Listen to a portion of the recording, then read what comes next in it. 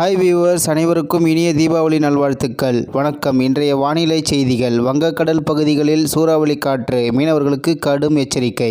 செய்தியை முழுமையாக கேட்கறதுக்கு முன்னாடி நம்ம சேனலை சப்ஸ்கிரைப் பண்ணலாம். சப்ஸ்கிரைப் பண்ணிக்கோங்க. மறக்காம பெல் பட்டனை கிளிக் பண்ணிக்கோங்க. அப்பதான் நம்மளுடைய அப்டேட்டட் நியூஸ் உங்களுக்கு உடனுக்குடன் வந்து சேரும். வங்கக்கடல் பகுதிகளில் சூறாவளி காற்று வீசக்கூடும் என்பதால் மீனவர்களுக்கு எச்சரிக்கை விடப்பட்டுள்ளது. இது தொடர்பாக சென்னை வானிலை ஆய்வு மையம் வெளியிட்டுள்ள செய்திக்குறிப்பில், இன்று மத்திய மேற்கு வங்கக்கடல் மற்றும் அதனை ஒட்டிய மத்திய கிழக்கு வங்கக்கடல் பகுதிகள் மற்றும் வடக்கு வங்கக்கடல் பகுதிகளில் சூறாவளி காற்று மணிக்கு 80 முதல் 90 கிலோமீட்டர் வேகத்திலும் இடையிடையே 100 கிலோமீட்டர் வேகத்திலும் வீசக்கூடும். ஒடிசா முதல் மேற்கு வங்க கடலோர பகுதிகளில் சூறாவளி காற்று மணிக்கு 40 முதல் 50 கிலோமீட்டர் வேகத்திலும் இடையிடையே 60 கிலோமீட்டர் வேகத்திலும் வீசக்கூடும். தொடர்ந்து நாளை வடக்கு வங்கக்கடல் மற்றும் அதனை ஒட்டிய மேற்கு வங்காள முதல் வங்கதேச கடலோர பகுதிகளில் சூறாவளி காற்று மணிக்கு 90 முதல் 100 கிலோமீட்டர் வேகத்திலும் இடையிடையே 110 கிலோமீட்டர் வேகத்திலும் வீசக்கூடும். ஒடிசா கடலோர பகுதிகளில் சூறாவளி காற்று மணிக்கு 45 முதல் 55 கிலோமீட்டர் வேகத்திலும் இடையிடையே 65 கிலோமீட்டர் வேகத்திலும் வீசக்கூடும் என்பதால் மீனவர்கள் கடல் பகுதிகளுக்கு செல்ல வேண்டாம் என அறிவுறுத்தப்பட்டுள்ளது.